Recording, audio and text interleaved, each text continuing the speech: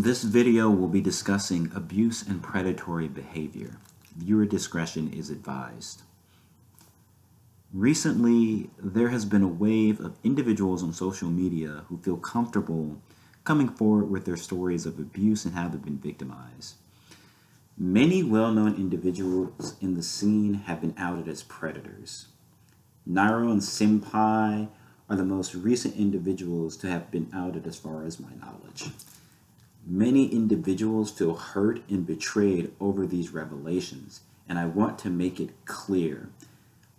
If you're someone who wants this information to be fake, and you want your heroes to be who you thought they were, and you're just hoping that this isn't real, that is a completely normal and a completely human reactions. I want to make it clear. This doesn't make you a bad person if that is how you are reacting in this situation. It needs to be understood. Predators very rarely are the people that look like a predator. Very often they're the people that you would never suspect. They're the people that you look up to, and it's this status that they use to commit these acts. It is this very thing that they take advantage of. But what you are at fault for is what you choose to do after the fact, what you choose to do after this information comes to light. It is incredibly difficult to accept that someone that we looked up to, someone that we trusted, is not the person who we thought they were. So where do we go from here? What needs to happen? First off, we can't view this as drama. We have to take this seriously. We have to partake in serious, extremely uncomfortable conversations, and we have to face a lot of ugly truths. This is what must be done to ensure that we foster a safe environment for everyone in our community moving forward. So to start, what are some of the problems in the community, and what are some of the issues that we need to face head on?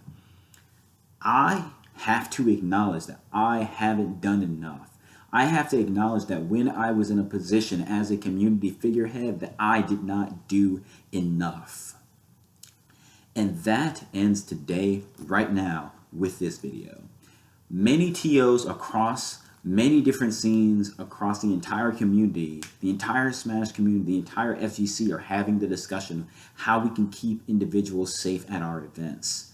But the issue is that we have no standards and precedents in place, and no one really knows how to move forward. I am in a unique position as someone who works with teenagers for a living. Over the last few years, I've taken a step back from involvement in the community to work on myself. And I have gotten myself in a much better position financially, individually. I'm in a much better position than I was before. And I believe it's time for me to step back in as a community figurehead. I am someone who has been thoroughly trained on how to keep people safe. And moving forward, I will be much more involved in the community in regards to helping us get these standards in place. So what are the core issues present in the community? Many people are suggesting that minors no longer be allowed at events because we don't know how to keep them safe properly. This is the wrong approach. We don't blame schools for predators, and we don't blame childcare facilities for predators. Children sharing a space with adults is not a cause of these tragedies. Removing minors from spaces that should be safe for them is treating the symptom instead of the disease. The problem is that predators feel comfortable enough to commit these acts because they feel they can get away with them. This is because there are no standards. Currently, if someone commits an act, where does the victim even go? If they tell anyone, it's often swept under the rug for the sake of avoiding drama.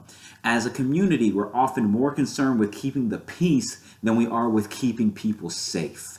Victims have to risk their well-being and their reputations to come forward, and they face attacks and harassment. And even then, even if it's proven without a shadow of a doubt, it's still very common for the community to drive out the victim rather than the abuser. This has been shown time and time again, and this culture is what feeds into so many abusers feeling like they can get away with an offense. So how do we tackle these problems? As I said earlier, we need standards. Moving forward, I think it should be standard for every state, every scene to have a code of conduct panel. If you see something, say something. It's something that is commonly parroted, but who do you go to in the first place? Who do you say anything to? Victims need to feel like they can come forward, and they need to feel like there's a place for them to go in the first place. The issue with the Smash Twitter COC panels is that they are faceless and impersonal. Nobody knows who they are, and that makes it very hard to trust them or their decisions. With a scene-specific panel, it gives people in our scene a place to come to when these things happen, because it's much easier to trust the decisions of the community figurehead that you know and talk to every week than a faceless organization. I think, in addition to this, I think the level of anonymity that people can have should be lessened as well. Using fatality as an example, if he were to commit an offense, he couldn't just change his tag and escape the consequences, because the offense wouldn't just be linked to fatality, it would also be linked to Griffin Miller. We need to know who is attending our events, and we need to know how old people are. If we see two individuals spending a lot of time together, we don't see anything wrong with that. But if we know that it's a 30-year-old who's always alone with a 15-year-old, then suddenly that's raising a lot more red flags. This can be fixed by simply improving our registration process to, just take a little bit more information. We need like a database, that TOs can have access to, that will keep information on the people that are attending our events and the people that are a part of our scene.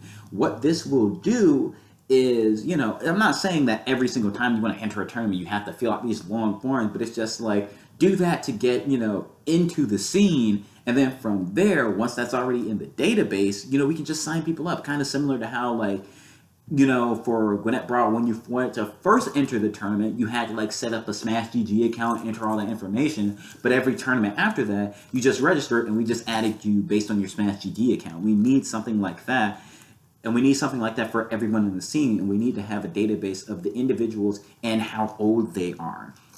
And for minors, I think, yes, this is something that we should do moving forward, is to have a parent's signature on their sign up. So parents can know, okay, who is attending these events and things like that. These are things that we can do moving forward. We can take action to make our events safer for everyone in our community. These are real people that attend our events, and we need to start acknowledging what that means.